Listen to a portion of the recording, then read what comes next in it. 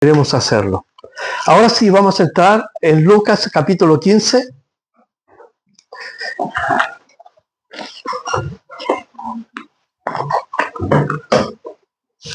No sé si sentarme o no. ¿Ah? Sí, está sentado.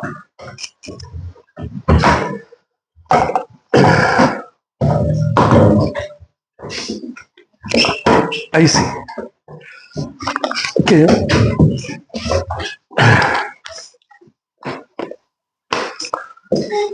Lucas capítulo 15.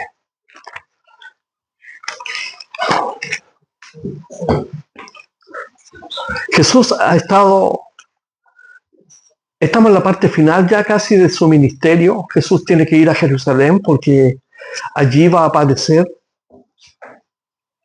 todo el sufrimiento que ya sabemos por parte de los ancianos, de los líderes de Israel, que no han aceptado lo que él y la gente está afirmando, y las escrituras principalmente, que él es el Mesías. Y por lo tanto está en una parte importante de su ministerio. Él está trabajando con un grupo de discípulos. Por 3 años estuvo ayudándoles y enseñándoles a entender las prerrogativas del reino de los cielos, qué implicaba ser un ciudadano del reino de los cielos. Y Jesús, como siempre, es como un imán, atrae multitudes. Y en el versículo 25 del capítulo anterior dice que grandes multitudes iban con él y volviéndose, él siempre les hablaba. Era la oportunidad para introducirlos, ¿cierto?, en una enseñanza que estaba relacionada directamente con el reino de los cielos. Recordemos que en el primer siglo, estamos hablando del año 33, había una revolución del aspecto religioso. Recuerden que los filósofos del siglo IV antes de Cristo en Grecia habían revolucionado el pensamiento del ser humano, y la teología o la enseñanza de la Torá en el judaísmo también. Entonces había una amalgama de cosas que estaban sucediendo. El Imperio Romano gobernaba, por lo tanto estaban supeditados a las reglas del Imperio Romano, a las reglas del legalismo judaico y también a las ideas que venían del helenismo. En ese sentido estaban todos confundidos, pero los judíos tenían que vivir bajo los conceptos de la ley. Y la ley no tan solo eran los 10 mandamientos, sino que eran todo conjuntos de reglas que ellos habían inventado para que ellos pudieran vivir por esas reglas. Pero yendo a lo fino, muchas de esas reglas eran un invento que solamente ellos habían creado para tomar control sobre las personas. Entonces Jesús en los últimos versículos habla sobre el precio que hay que pagar para ser un discípulo real de Jesús. Estaban las escuelas de pensamiento en aquel tiempo, como Pablo estudió a los pies de Gamaliel. Estaba un judío que era prominente llamado Gilel, que tenía su escuela. Estaba la escuela de los fariseos, la escuela de los saduceos, y cada uno tenía sus propios discípulos. Y Jesús no es diferente a aquello, porque él toma 12 hombres y los prepara durante 3 años. Pero las enseñanzas que estaban recibiendo ellos están relacionadas directamente con las prerrogativas del reino de los cielos y la importancia de rendir el corazón a Dios para ser ciudadanos del reino. La entrada al reino consistía en arrepentirse de las obras malas, de los pecados y de todas estas cosas que como seres humanos apartados de Dios cometíamos. Por lo tanto, era importante que ellos entendieran que vivir en el reino de Dios consistía en ser ciudadanos transformados por Dios, por su poder, y ahora en esta nueva, cierta forma y estilo de vida, vivir por convicciones de la presencia de Dios controlando y guiando nuestras vidas. Jesús tomó también sus propios discípulos, lo que implicaba que ellos tenían que vivir, comer, sentir, ser parte de la esencia de Jesús. Y eso es lo que quería transmitirles. Por eso que de pronto los llevaba al cerro a orar, los hacía, ¿cierto?, cruzar el mar, los hacía ir de aldea en aldea para que ellos predicaran el reino, el mensaje del reino. Y aquí Jesús está hablando sobre el costo de seguir a Jesús. Seguir a Jesús tiene un precio.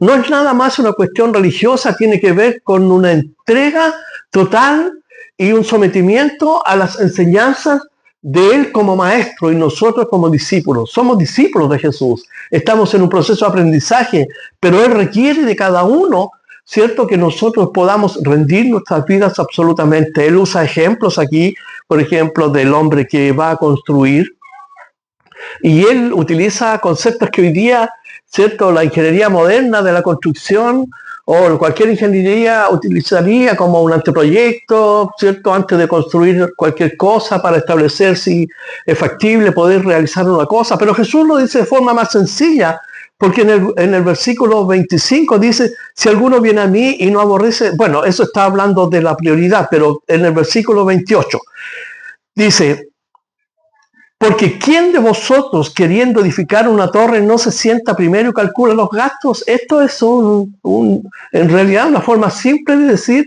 ¿cierto? O hacer un anteproyecto. Uno tiene que sentarse y calcular el costo de una edificación. Y después también lo sitúa en el versículo 31, dice, ¿o qué rey al marchar a la guerra contra otro rey no se sienta primero y considera, ¿cierto?, todo su bagaje militar? Porque no vaya a ser que declaro la guerra y el otro tenga más bagaje militar, aviones, tanques, y me destruye. Entonces, también la prerrogativa es sentarse, o mejor, hacer la paz con ese que viene a atacarme. Entonces, Jesús está hablando del costo de seguir a Jesús, porque el versículo 27 dice, y el que no lleva su cruz y viene en pos de mí, no puede ser mi discípulo. Cruz es sinónimo de muerte, de sufrimiento y dolor. Entonces la vida cristiana, la expectativa de muchas cosas que pueden suceder, también está presente el sufrimiento. A veces sufrimos, decimos, ¿por qué si soy cristiano me pasan estas cosas? Pero Jesús dijo, si con el árbol seco hicieron esto, ¿cuánto más harán con sus ramas? Y Jesús dijo que, y el apóstol Pablo más bien dicho, dijo que a través de muchas tribulaciones entraremos en el reino de los cielos. Entonces seguir a Jesús tiene un costo que nosotros debemos evaluar si estamos dispuestos a pagar ese costo, que tiene que ver con precisamente con todo lo que implica seguir a Jesús, dolores, problemas, persecuciones, angustias, todo eso forma parte del bagaje. En los años 70 y 80 se ofrecía un evangelio, un cristianismo fácil, ven a Cristo, eres salvo, ¿cierto? Serás sano y muchas cosas. Pero la gente, muchos de ellos iban a Jesús y de pronto se daban cuenta que los problemas que traían seguían ahí. Pero no les enseñaban que ahora con Cristo la perspectiva del problema la podemos, ¿cierto?, evaluar o abarcar desde otra perspectiva, bajo la soberanía de Dios, bajo las promesas de Dios. Porque sin Cristo todo lo vemos nublado, oscuro, pero con Cristo ahora. Entonces mucha gente decía, no entiendo, porque me dijeron que Cristo me iba a sacar de todo esto, pero mis problemas siguen. Pero no es así. El problema puede seguir. Pero ahora en Cristo Jesús nosotros aprendemos que por medio de su enseñanza, por medio de la palabra, que las cosas tienen un propósito en nuestra vida. Por ejemplo, Pablo dice, todas las cosas ayudan a bien. Y precisamente eso me empujó a Cristo, y ahora que estoy en Cristo puedo ver que eso Dios lo usó como un pivote para que yo pudiera llegar a los pies de Jesús. Entonces el problema se transforma en una bendición, y esas cosas nunca fueron enseñadas, y si lo fueron, muy superficialmente. Entonces por eso Jesús dice, evalúa el costo de seguir a Jesús, de seguirme. Dice, porque el que no lleva su cruz, y llevar la cruz implica eso, implica todo lo que está atrás mío, mis problemas de cualquier orden, financiero, sentimental, económico, todo eso. Pero ahora ya no llevo problemas, porque la propia Escritura me dice que Jesús toma mi carga y la lleva. Entonces, evaluar, seguir a Jesús implica también saber que Él tiene control de todas las cosas, que Dios no es sorprendido, que Él es soberano, que Él es dueño de todo. Por lo tanto, Él puede obrar en mi vida. Entonces, aquí utiliza dos aspectos para que evaluemos, ¿cierto? El costo que significa construir algo, el costo que significa ir a la guerra. Los dos tienen un costo profundo, pero yo debo sentarme y evaluar si corresponde hacerlo o no. Y dice aquí el versículo 32 y 33, dice, y si no puede pelear con el que viene a ofenderte, dice, Cuando el otro está todavía lejos, le envía una embajada y le pide condiciones de paz. Así pues, cualquiera de vosotros que no renuncia a todo lo que posee, no puede ser mis discípulos. Fíjense, está hablando de evaluar, pero también habla de renuncia. Entonces, ser cristiano implica la cruz, que conlleva una renuncia a todo aquello que yo antes ponía en primer lugar. Por eso cuando dice, si alguno aborrece, en el 26, si alguno viene a mí y no aborrece a su padre y madre y mujer e hijos y hermanos y hermanas y su perrito, su gatito, ¿cierto? Y todo lo que hay hoy día está de moda, y aún también su propia vida, no puede ser mi discípulo. Aquí Jesús está hablando en un criterio de elección. ¿Qué está ocupando mi primer lugar? Jesús debe ocupar mi primer lugar. Y mi madre, y mi padre, mis hermanos vienen a continuación. Jesús no está diciendo que debo aborrecerlo, sino que en la traducción debiera decir cuál es tu orden de prioridad. Y si tu orden de prioridad son las cosas, son las personas antes que yo, entonces debes cambiar eso y colocarme a mí primero y después las personas, porque yo también las amo. Dios ama a nuestros padres, a nuestra familia. Entonces, para ser un discípulo, Jesús está hablando de discípulo, porque hay seguidores. Los seguidores los tenemos a montones, pero discípulos verdaderos de Jesús que han crucificado la carne, han crucificado el ego, lo encontramos pocos, y sobre todo en este tiempo. De hecho, en Apocalipsis, el capítulo 3, cuando Jesús le dice a Juan que escriba a la iglesia de la Odisea, que es una iglesia representativa de estos tiempos, una iglesia tibia, una iglesia que no tiene compromisos con Dios, o que dice que los tiene, pero los tiene también con el mundo. Una iglesia que también basa su fundamento en el dinero que posee o en las habilidades que pueda poseer. Y Jesús le dice, escríbele y dile, por tanto, aquí tú dices que eres rico, pero yo te digo que eres pobre. Tú dices que eres ciego, pobre, desventurado, y te llamo para que compres de mí un oro refinado. Y Jesús le dice, y he aquí, estoy a la puerta y llamo. Eso está en el capítulo 3 de Apocalipsis, para que lo puedan anotar y lo vean. Y dice, si alguno abre la puerta de su corazón, yo entraré a él y cenaré con él y él conmigo. Es decir, está hablando de una relación, pero Jesús está hablándole a una iglesia que hablaba, enseñaba de Jesús, cantaba a Jesús, pero no había asumido el costo de seguir a Jesús, porque en aquel tiempo ser cristiano implicaba la propia vida, como hoy en día a los cristianos de Corea del Norte, a los cristianos que son perseguidos por el Islam, tanto en el Oriente como en Asia, en fin. Entonces, tiene un precio. Y el versículo 34 y 35, Jesús dice, buena es la sal, mas si la sal se hiciere insípida, es decir, pierde todas sus cualidades, ¿cierto? ¿Con qué sazonará? Ni para la tierra, ni para el muladar es útil. La arrojan fuera. El que tiene oídos para oír, oiga. ¿Por qué Jesús dice esto? Porque precisamente había mucha gente que escuchaba, pero realmente no entendía ni oía hacia dónde Jesús quería ir. Recuerda, el 25 dice, grandes multitudes. Jesús le dice que tiene oído. Y está hablando de ser discípulo, no seguidores. En la multitud, la gente le seguía. Le seguía porque Jesús multiplicaba los panes, multiplicaba los peces, hacía milagros, sanaba a la gente, liberaba a los endemoniados y hacía obras portentosas, y la gente estaba admirada de lo que él hacía. Y también en la forma que él enseñaba, porque la gente estaba sorprendida de la forma en que él enseñaba, su doctrina, su enseñanza. Y la gente comparaba su enseñanza con las de los fariseos. Decía, ¿de dónde saca esta doctrina? Jamás hemos escuchado a hombre hablar así. Y si Jesús es el Señor y Dios que interviene en la historia de la humanidad, y Él viene a Jerusalén, ¿cierto? En este periodo donde está convulsionada la humanidad, y Él dice que debo evaluar el costo de seguirle. Él está hablando muy en serio. Él está hablando de que yo debo, ¿cierto?, despojarme de mi ego, poner las prioridades como corresponden en mi vida y ordenar mi propia vida y seguirle con todo. Hay ejemplos en los evangelios cuando hombres le dicen, deja que entierre a mi madre y a mi padre y después te sigo, porque Jesús en un momento le dice, sígueme. Y le dicen, tengo que enterrar a mi padre y mi madre. Hay una parábola que Jesús relata de unas bodas del rey. Le dice, id y traer a los convidados a las bodas. Y fueron los siervos y hablaron con la gente y le dijeron, no puedo ir porque hoy día tengo un compromiso, tengo un bautismo, tengo que ver a mi papá. No, hoy día me voy a juntar con unos amigos. Y cada uno dio una excusa para no asistir a estas bodas de su hijo. Entonces el rey le dijo, ¿dónde están los convidados?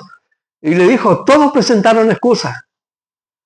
Y le dijo, entonces vayan y llamen a los más desposeídos, a los pobres, a los que son de la sociedad postergados. A ellos inviten, tráiganlos. Y así ocurrió. Entonces, el precio de seguir a Jesús involucra una entrega absoluta, total, tomar la cruz, renunciar a todo lo que posee. No significa que yo tengo que regalar todas mis cosas, sino el orden de prioridad que ocupan esas cosas en mi corazón, si son primeras, deben cambiar. Deben cambiar. Y fíjense que hay gente que ama tanto las cosas materiales que eso llegan a ser enfermizos.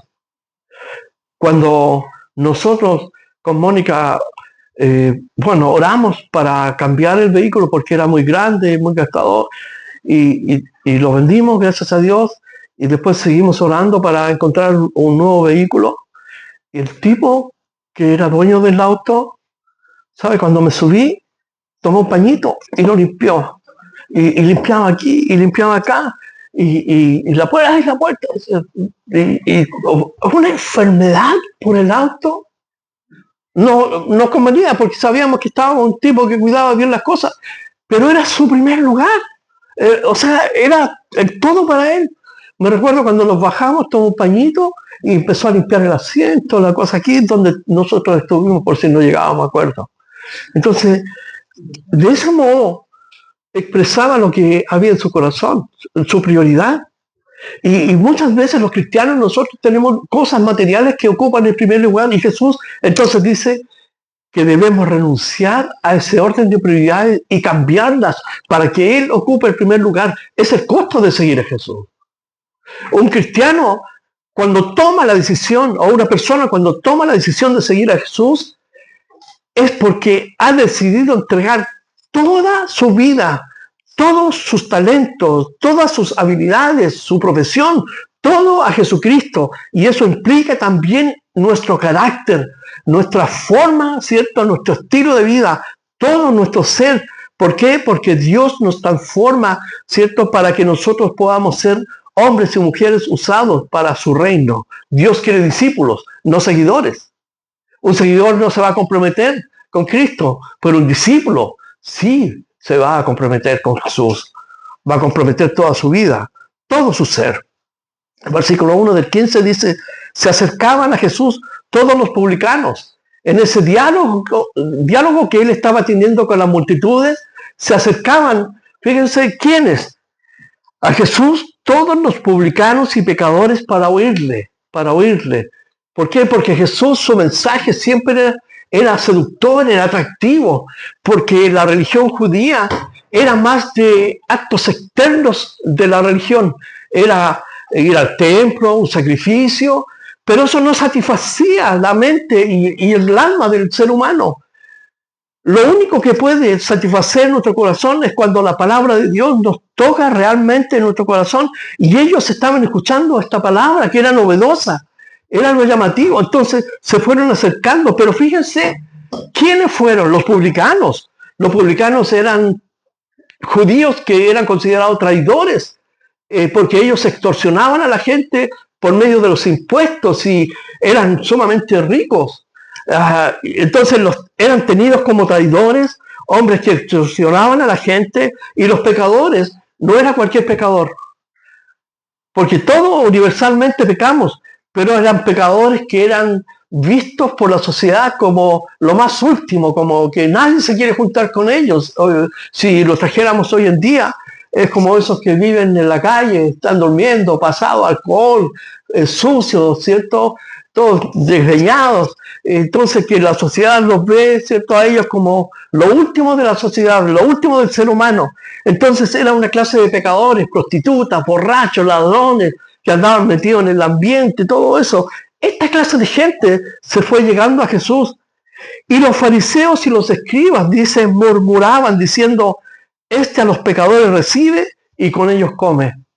Porque el primer siglo estaba tan fraccionado la parte, digamos, social, porque estaban los pobres, estaban los súper pobres, estaban las viudas, los huérfanos, los extranjeros, estaban los publicanos, que eran traidores a la propia nación de Israel, pero estaban los escribas y los fariseos. Y los escribas y fariseos tenían este planteamiento: yo no lo hago y yo no me junto con ellos. Eran elitistas. Es interesante porque hoy día en nuestra sociedad chilena, ¿cierto?, está bien marcada en ese sentido. La gente que tiene mucho dinero y la gente que no tiene nada. Entonces los que no tienen nada saben que son despreciados por los que tienen mucho. Y aquí ocurría lo mismo. Los escribas, que eran los que interpretaban la ley, ¿cierto?, se cuidaban de que todo aquello que ellos, lo que decían, la gente tenía que cumplirlo, pero ellos ni siquiera lo cumplían. Los fariseos, en cambio, eran elitistas, religiosos, que basaban toda su vida en su propia autojusticia. ¿Ha encontrado esa gente que se cree mejor que otra? Pablo y Pedro tuvieron una controversia y eso está registrado en el libro de los Gálatas. Pedro, siendo judío, o cualquier judío, no podía juntarse con un gentil, porque los gentiles eran vistos como animales sin alma. Lo mismo pensaban los judíos de las mujeres en el primer siglo, que las mujeres eran seres sin alma. Y de los gentiles, es decir, los que no pertenecemos a la nación israelita, éramos vistos así. Y Pedro, en una oportunidad, Dios lo llamó a juntarse con gentiles para llevarle el evangelio, y muchos creyeron allí, en la casa de un centurión romano llamado Cornelio. Y él les dice, ustedes saben que entrar a la casa de un gentil es impedido para nosotros los judíos, pero Dios me mostró a mí que yo no debo llamar a nadie inmundo. Fíjense, inmundo.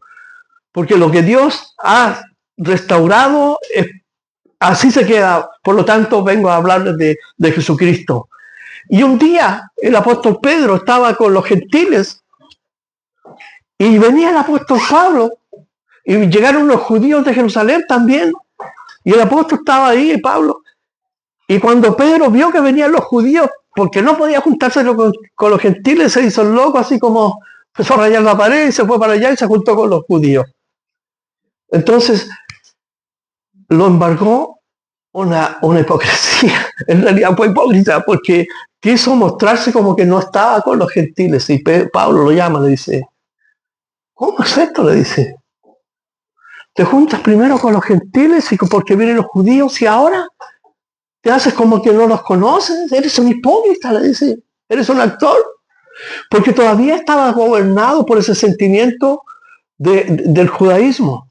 Pero el Pablo mismo en la carta a los Efesios, el capítulo 4 principalmente, dice que de ambos pueblos hizo uno por medio de Jesucristo. Y ya no hay griego, ya no hay judío, ya no hay hombre ni mujer, sino que todos somos ahora uno en Cristo. Por lo tanto, en la congregación, en la iglesia, no puede haber este prejuicio social de castas, porque somos todos iguales ante Dios. Todos hemos sido llamados para conocer a Jesucristo y cada uno, ¿cierto?, dentro de lo que, bueno, Dios ha trabajado en nuestra vida. Ahora en Cristo somos nuevas criaturas y somos todos uno. No hay diferencia entre el que es educado, ¿cierto?, y el que no ha recibido educación, el que tiene más y el que tiene menos. Ahora somos una familia en Cristo Jesús. Pero los fariseos, que no conocían a Dios, conocían su religión, jamás iban a experimentar la bondad y la misericordia. Y estaban aquí.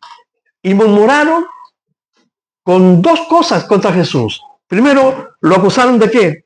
Esta palabra murmurar es la misma que se usa en el Antiguo Testamento cuando los judíos o el pueblo de Israel murmuraban en el desierto. No tenemos agua, no tenemos, ¿cierto? Hace calor, no tenemos carne. Ojalá fuéramos a Egipto de nuevo a comer la carne, el pescado, las frutas. Ese tipo de murmuración es el mismo concepto que usa aquí el autor Lucas. Estaban murmurando. ¿Y qué decían? Si subiera, dice, pero los recibe y come con ellos. Comer con un gentil, con un pecador, implicaba hacerse uno. Si yo lo invito a David a mi casa en el primer siglo a comer, implicaba primero que yo tenía que lavarle los pies a mis siervos si tuviera, pero como no tengo siervos, tenía que lavarle los pies. Segundo, lo invito a lavarse las manos si pasa, ¿cierto?, aquí al comedor. Y ese acto implica que yo lo acepto tal como él es y lo hago uno conmigo. Eso están diciendo. Tú te estás haciendo uno con los pecadores y con los publicanos. Y eso es imposible. Si tú fueras el Mesías, ¿cómo es posible mezclarte con este tipo o calaña de gente? Es lo que estaban haciendo estos fariseos. Entonces el versículo 3 dice, él le refirió esta parábola diciendo. Pero es interesante que Lucas dice esta parábola hablando de una, pero hay tres. Lo que significa que es un cuadro único, pero desglosado en tres partes. Son tres parábolas, tres enseñanzas, pero que hablan de un solo tema. Y comienza Jesús diciendo, ¿qué hombre de vosotros, teniendo 100 ovejas, si pierde una de ellas, no deja las 99 en el desierto y va tras la que se perdió hasta encontrarla? Recuerden, la audiencia están los fariseos, están los escribas, están los publicanos, están los gentiles, están los pecadores y la multitud. Hay gente. Y siempre me he preguntado yo, ¿y cómo podían escuchar? Bueno, Jesús, por ejemplo, cuando hablaba a la multitud, siempre lo hacía desde un bote hacia la orilla, porque ahí se produce un efecto acústico que es posible reproducir la voz, hablar nomás y se escucha fuerte. Pero aquí Jesús tiene que haber sacado la voz, haber hablado fuerte para toda la gente que estaba ahí, pero aquí están los señores fariseos, ¿cierto? Los que no hacen ni se juntan porque se creen mejores, y les dice, ¿qué hombre de vosotros teniendo 100 ovejas, si pierde una de ellas, no deja las 99 en el desierto y va tras la que se perdió hasta encontrarla? Fíjense, aquí Jesús da prioridad al uno por sobre el grupo, porque habla, cierto, que esas 99 las deja en el desierto alimentándose. La forma y la cultura judía de alimentar las ovejas era en el desierto, pero paradojalmente en el desierto no hay nada, pero allí sí, había forma de pastizales donde podían alimentar las ovejas. Dice, hasta encontrarla, va tras la que se perdió, literalmente, la que está perdida.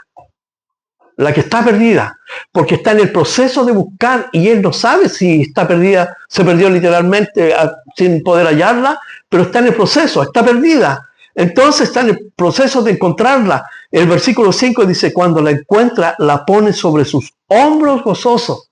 Fíjense, esta parábola ilustra precisamente la propia vida del Señor Jesús yendo a Israel a buscar a los que estaban perdidos. ¿Y quiénes son los perdidos aquí? Los publicanos, los pecadores, los gentiles, los que están gozosos de escuchar la palabra de Jesús, los que han recibido el beneficio de un milagro, por ejemplo, de ser sanado, ser tocado por la palabra de Jesús. Pero también están los orgullosos fariseos y escribas, ¿cierto? Y dice aquí, está gozoso porque la pone en sus hombros.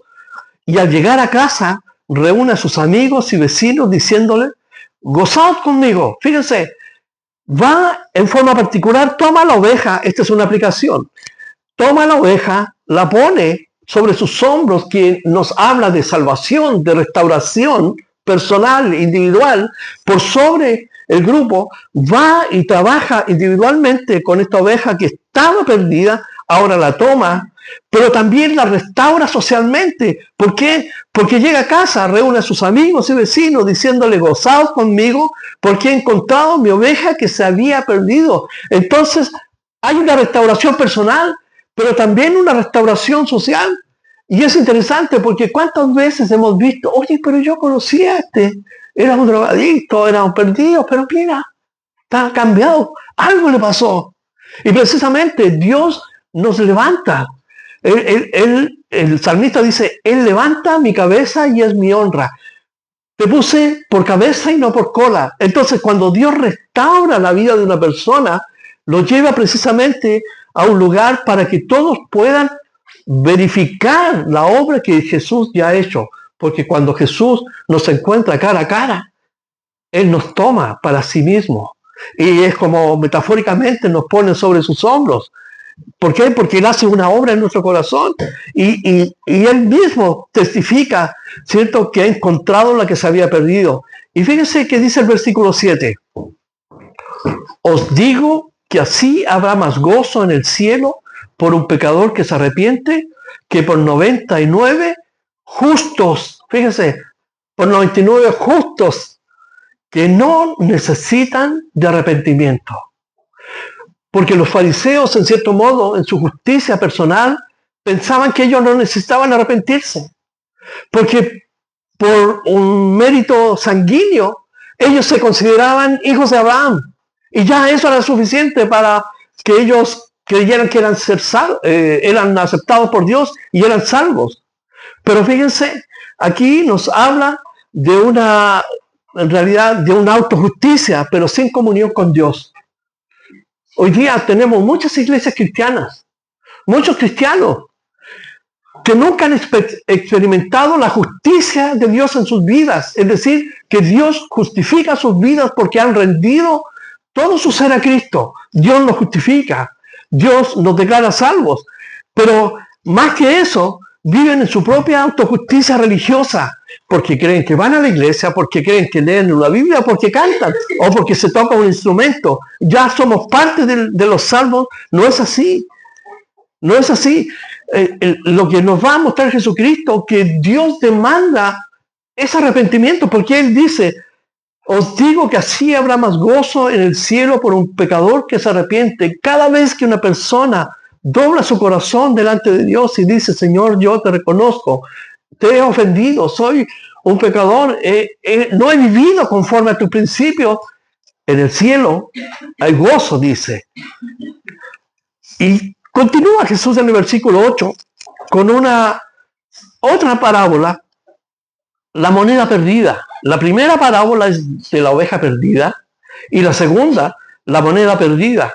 Y dice: ¿o qué mujer que tiene 10 dracmas, si pierde un dracma, no enciende la lámpara y barre la casa y busca con diligencia hasta encontrarla? Obviamente era una moneda importante que aumentaba su finanza y le permitía comprar, adquirir cosas. Por lo tanto, de las 10 perdió una y hace todo el esfuerzo por encontrarla. Fíjense que aquí hay un símil. Algunos estudiantes de la Biblia comparan esta parábola a la obra del Espíritu Santo en la vida del hombre que no conoce a Dios, para convencerlo de pecado y traerlo a los pies de Cristo. Dice que la mujer enciende la lámpara, barre la casa y busca con diligencia hasta encontrarla. Es el Espíritu Santo. En Juan 16, el versículo 7 al 11, dice que nos convence. Si buscamos en Juan 16, el Evangelio de Juan, el versículo 7 al 11.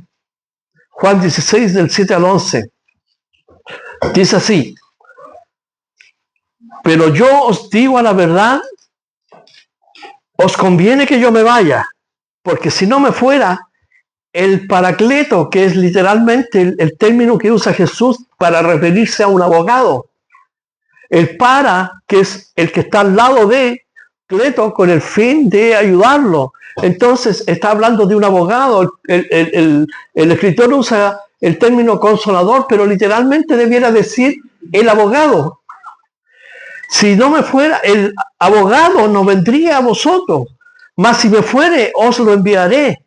Y cuando Él venga, está hablando del Espíritu Santo, la tercera persona de la Trinidad, dice, cuando Él venga, convencerá al mundo de pecado, encenderá su luz como la mujer enciende su luz para encontrar, para iluminar debajo de la cama, dice, convencerá al mundo de pecado, de justicia y de juicio, de pecado por cuanto no creen en mí. Y haciendo un paralelo con esta parábola en el versículo 8, dice, enciende la lámpara y barre la casa.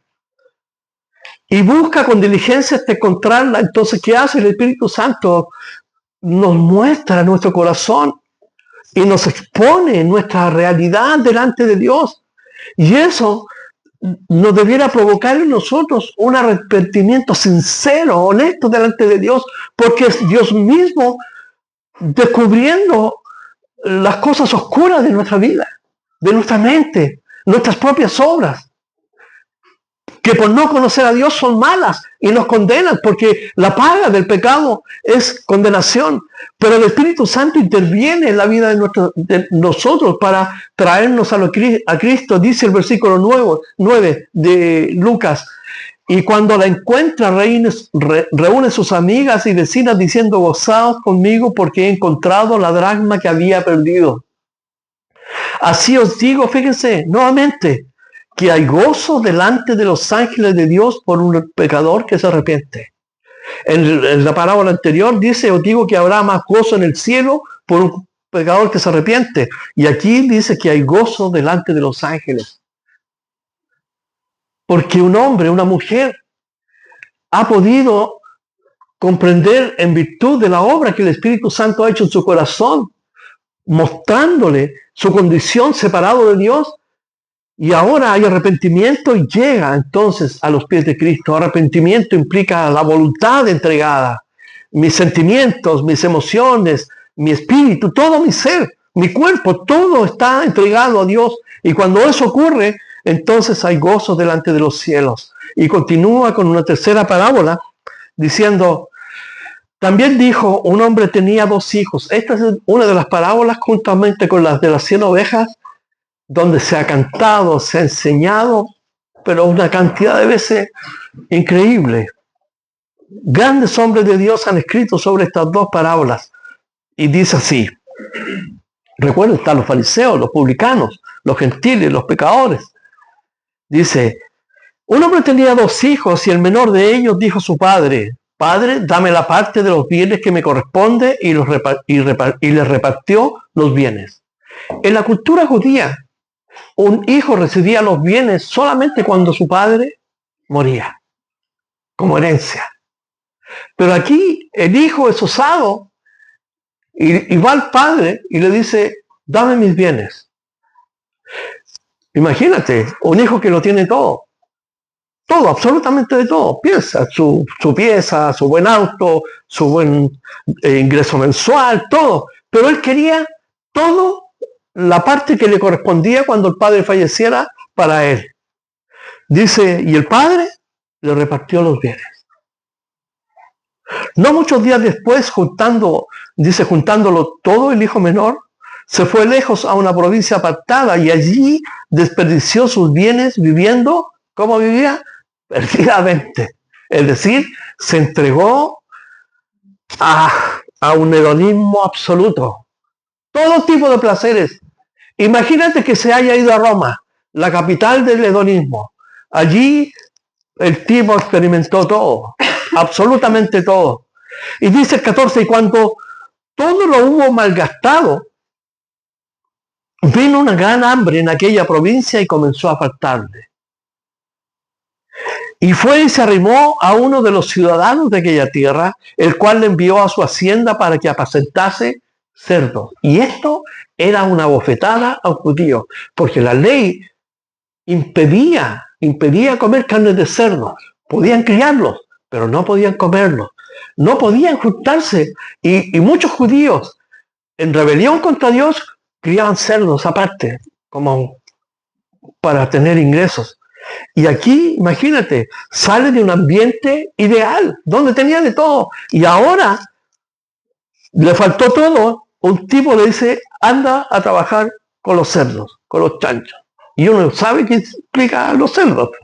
Suciedad, asquerosidad, imagínate el olor, todas esas cosas. Pero fue irresponsable. Lo tenía todo, lo perdió todo. Y aquí está con los cerdos. Dice, y deseaba llenar su vientre de las algarrobas que comían los cerdos, pero nadie le daba. O sea, tenía envidia hasta de los cerdos, de lo que comían. Él ni siquiera tenía acceso a eso. Y volviendo en sí, y esta es una palabra importante, volviendo en sí, es como cuando el Espíritu Santo viene a la vida de una persona y le dice, hey, despierta, estás mal, vuélvete, arrepiéntete, porque la palabra arrepentimiento significa volverse, es decir, un cambio de 180 grados en la vida de la persona. Y volviendo en sí, porque tiene que haber sido un suplicio estar ahí, pensando, meditando, ¿cierto?, en todo lo que tenía, y dice aquí, y volviendo en sí dijo, ¿cuántos jornaleros hay en la casa de mi padre y tienen abundancia de pan? Y yo aquí perezco de hambre. Me levantaré. Fíjense, una de las cosas que produce el arrepentimiento es trabajar en nuestra voluntad. Me levantaré. Entonces, hay una acción importante en la vida de las personas que debemos tomar cuando nos arrepentimos de nuestros pecados. Me levantaré, lo dejaré, iré en otra dirección. Dice, me levantaré e iré a mi padre. Fíjense, no es una acción egocéntrica, es decir, sí, yo puedo dejarlo. No, yo lo dejo porque mi padre es el que me respalda y me da las fuerzas para vivir sin aquello que antes practicaba o vivía. Entonces el arrepentimiento marca nuestra voluntad, o nuestra voluntad es entregada absolutamente a Dios, o si no, no es entregada. Pablo dice que debemos entregar toda nuestra voluntad a Dios, nuestro razonamiento, todo nuestro ser, para experimentar la verdadera voluntad de Dios en nuestra vida, que no es apartado de Dios, viviendo aquí, malgastando nuestro tiempo, nuestro dinero, en placeres, sino viviendo para Él. Y dice, entonces, iré, dice, a mi Padre, y le diré.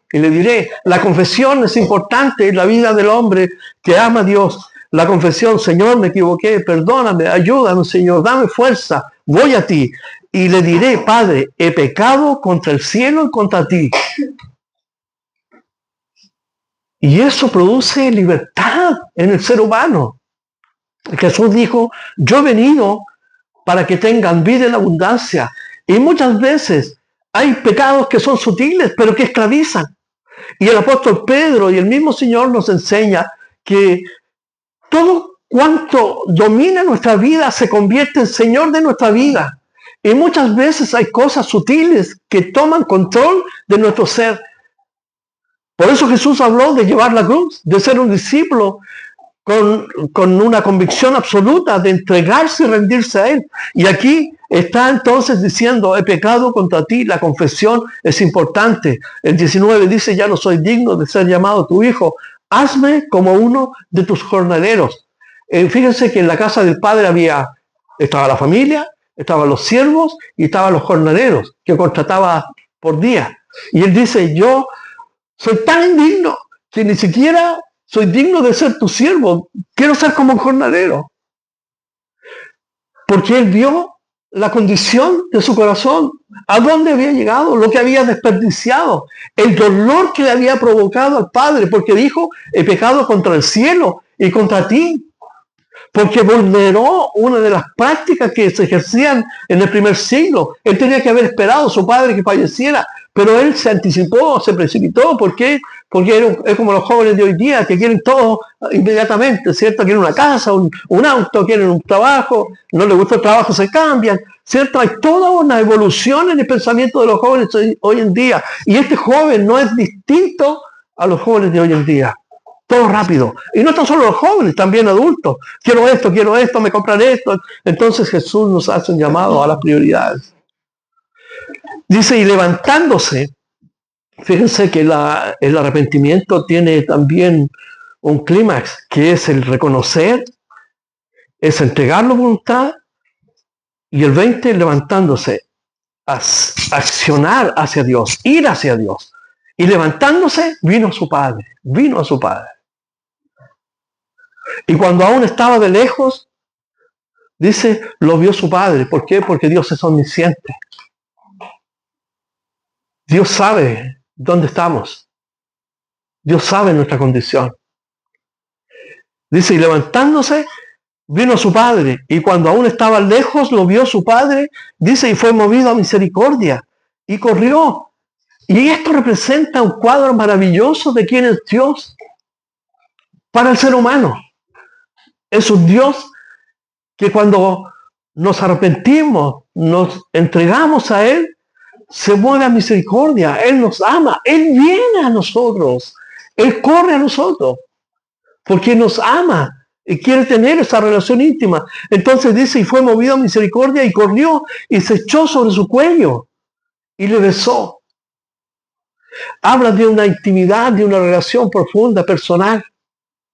Porque hubo una actitud en el Hijo. No tan solo el deseo, sino que fue su voluntad también dirigida hacia Dios. Se arrepintió y dijo, estoy mal, necesito cambiar.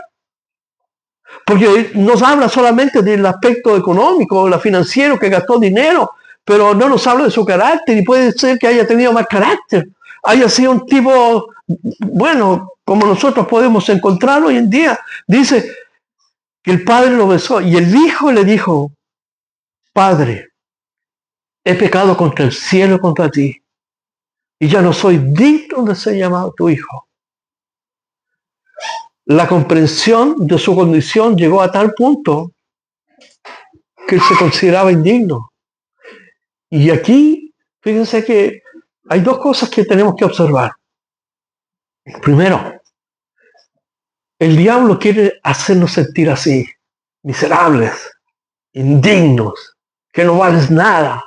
Otra vez te equivocaste. Y él corre a acusarnos con Dios. Pero Dios hace todo lo contrario. Él levanta al ser humano y le da dignidad, propósito, sentido. Y cuando eso ocurre, nosotros somos amados por Dios. Dios viene a nosotros. Dios, el Dios creador, como Génesis nos habla, que en el principio creó Dios los cielos y la tierra, ¿cierto? Que Él es antes de todas esas cosas. Ese Dios creador intervino en nuestra historia, en la historia de la humanidad, para mostrarnos que Él no está ausente del dolor del ser humano y de la catástrofe que significa el pecado en la vida del ser humano. Y cuando un hombre o una mujer se arrepiente, entonces Dios corre a nosotros. Y Dios corrió a nosotros en la cruz. En la cruz está la demostración más sublime de amor, más profunda de este Dios que vino a nosotros para restaurarnos y llevarnos a una relación personal con Dios. Yo no soy digno de ser llamado tu hijo, pero Dios nos abraza. El diablo nos miente, dice, miserable, miserable, pero Dios nos dice que Él corre, nos ama y nos abraza. Dice aquí, pero el padre dijo a sus siervos, sacad el mejor vestido y vestidle, y poned un anillo en su mano y calzado en sus pies, traed el becerro gordo y matadle y comamos, hagamos fiesta. Hagamos fiesta. Jesús ya lo dijo en la primera parábola, porque hay gozo en los cielos. Y la parábola de la mujer, los ángeles cantan cuando un hombre o una mujer se arrepiente de sus pecados. Entonces Dios hace una fiesta. El día en que tú y yo entregamos nuestra vida a Jesús, ocurrió lo mismo en el cielo, hubo alegría, hubo fiesta. ¿Por qué? Porque estábamos perdidos y ahora Dios nos ha abrazado, ha corrido y nos ha vestido, nos ha dado una nueva vestidura. En el Apocalipsis habla de una vestidura de lino fino, un blanco resplandeciente, dice que son las obras justas de los creyentes. Y Dios nos ha vestido con esa vestidura, nos ha dado un anillo. En el tiempo, ¿cierto?, de los reyes, ¿quién tenía un anillo? Era el hijo del rey, que hablaba de propiedad y de herencia. Entonces Dios nos da un anillo porque somos sus herederos. Dice, coherederos con Cristo de todas las cosas. Nos vistió, nos dio, hizo una fiesta. Dice que mató un toro, pero él en nuestro encuentro, en nuestra salvación, mató a su propio hijo. Para que tú y yo pudiéramos entrar a esta fiesta. Dice aquí el 24, porque este es mi hijo, hablando ahí a sus siervos, muerto era y ha revivido, se había perdido y es hallado, y comenzaron a regocijarse. ¿Se dan cuenta? Estábamos muertos en delitos y pecados, Efesios 2, pero ahora dicen Cristo, hemos sido restituidos a la vida por su muerte en la cruz del Calvario. Y fíjense, y aquí la parábola tiene un giro con el otro hermano. Y esta sección va a hablarle directamente a los fariseos y a los escribas que se creían mejores, que yo no hago, yo no toco. Dice así, y su hijo mayor estaba en el campo, y cuando vino, llegó cerca de la casa y oyó la música y la danza. Y le dijo, y llamando a uno de sus criados, le preguntó qué era aquello. Y le dijo, tu hermano ha venido y tu padre ha hecho matar el becerro gordo por haberlo recibido bueno y sano. Entonces se enojó. Mira la actitud. Se enojó y no quería entrar. ¿A dónde? A la fiesta que su padre había realizado. Tenemos los fariseos, los escribas, los pecadores, los publicanos. Se enojó. No quería entrar. Dice, salió por tanto su padre y le rogaba que entrase. Mas él respondiendo dijo al padre, he aquí tantos años te sirvo. Y aquí fíjense, Jesús está hablando a ellos, a los fariseos, a los escribas, de que ellos explotan su propia autojusticia como bondadosos, buenos, porque van a la iglesia, porque oran, o porque hacen algunas cosas o cantan, pero tienen una religión sin relación con Dios. Y hoy día hay muchos cristianos que no tienen una relación personal con Dios, viven de una religión, viven a costa de una religión. Muestran apariencia, como este hombre estaba enojado, no entró a la fiesta.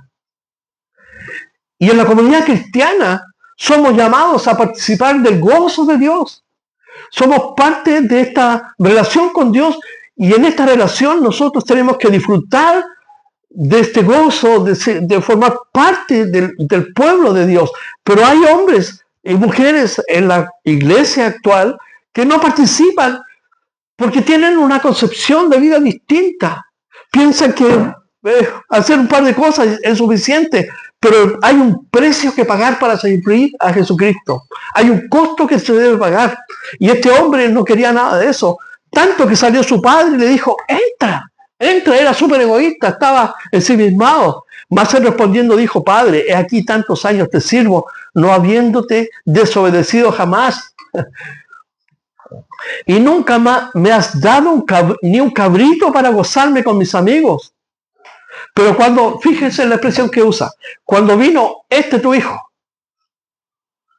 que has consumido tus bienes con rameras, has hecho matar para él el becerro gordo. Estaba lleno de celos, de envidia.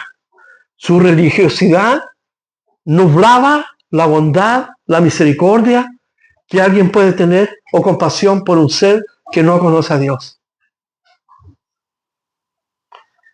Y esto es interesante, porque hoy día hay mucha falta de compasión en la iglesia, y de amor y de bondad por aquellos que están perdidos, porque antes nosotros estábamos perdidos, fuimos hallados. Pero tu hijo, le dijo, ha consumido tus bienes, se lo malgastó. Entonces el padre le dijo, hijo, tú siempre estás conmigo, tienes todo. Dice, y todas mis cosas son tuyas, todas. Mas era necesario hacer fiesta y regocijarnos, porque tu hermano, y lo conduce hacia que él pudiera entender que hay una relación con aquel que se arrepiente, con aquel que entra en una relación con Dios, una relación de hermandad. Tu hermano, somos hermanos. Y los fariseos y los escribas miraban a los publicanos y a los pecadores como gente desechable, descartable. Porque es tu hermano, era muerto y ha vivido y se había perdido y es hallado. Entonces la parábola del hijo pródigo, aunque se centra en el arrepentimiento sincero de este hijo que despilfarra todos los bienes, se centra, el clímax es, ¿dónde está la bondad? ¿Dónde está el amor por el perdido? Porque Jesús lo acusaron, que se sienta y come con ellos. Y precisamente Jesús vino a buscar y a salvar lo que se había perdido. La iglesia está compuesta de personas como nosotros, que aunque tal vez moralmente, éticamente o socialmente teníamos lugar en la sociedad o no lo teníamos, pero estábamos perdidos y muertos delante de Dios, y ahora Cristo Jesús nos trae una relación personal. Y nos enseña en estas tres parábolas, primero, que Dios le encanta salir al encuentro de los hombres y mujeres para traerlos a una relación personal con Él, por medio del arrepentimiento. Y cada vez que ocurre que un hombre o una mujer se arrepiente, entonces hay fiesta en los cielos. Hay fiesta en los cielos. Y yo creo que uno de los llamados que Jesús nos hace es que nosotros no podemos perder la compasión por aquellos que están perdidos, sea un familiar, sea un amigo, un compañero de trabajo. Y el cristianismo es activo, no es pasivo. Porque aquí el pastor sale a buscar su oveja. La mujer barre, alumbra, limpia, encuentra. Y aquí el padre del hijo pródigo, aunque nos dice que salió a encontrarlo, pero todo lo que le enseñó fue el camino que fue a buscar a este hombre. Fue el medio por el cual este hombre fue encontrado, porque él dijo, en la casa de mi padre está, él me enseñaba, él me dirigía, me guiaba, él me daba. Esos principios lo encontraron al hombre. Entonces podemos darnos cuenta que el cristianismo no es para sentarse simplemente, pero también es para compartir y traerlos a la mesa para que cenen con Jesús, para que encuentren el sentido y propósito que Dios nos da a nosotros, a nuestro existir.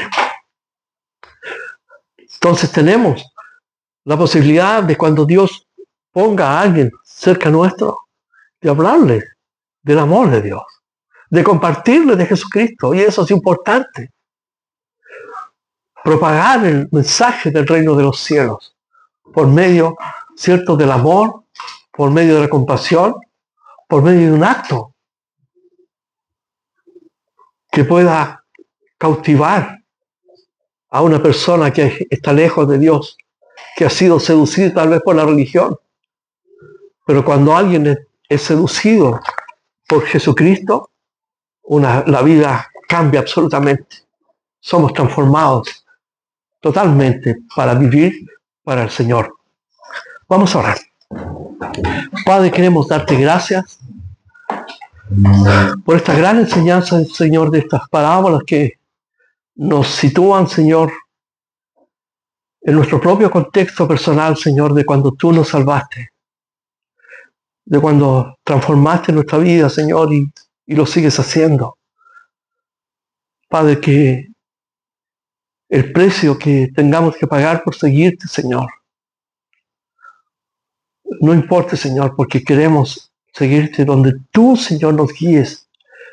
Lo que tú quieras hacer con nuestras vidas, Señor, especialmente en este tiempo, donde el mundo está convulsionado, donde están pasando cosas, Señor, que en realidad, Señor, son el verdadero cumplimiento de tus palabras, Señor.